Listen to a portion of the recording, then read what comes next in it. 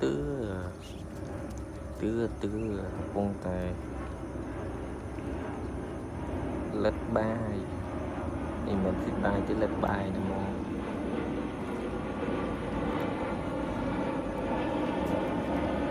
chàng rất nhiều tiết đây có từ xì lửa lớn thì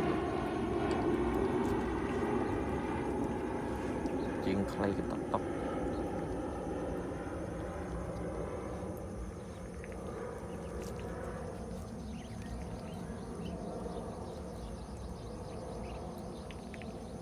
cái mà nó lật mùi nâng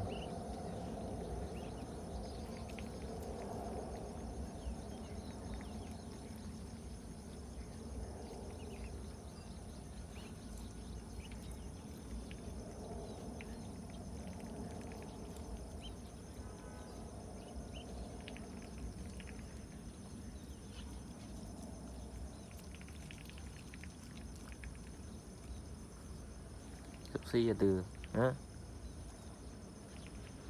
đây thấy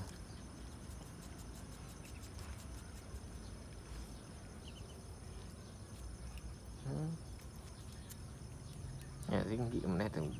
đó là xì lược trường tiệt thì đi vậy tài ấy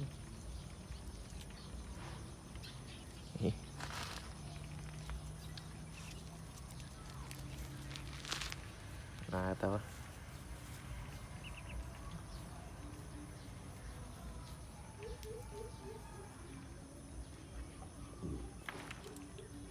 tao la lửa thằng mô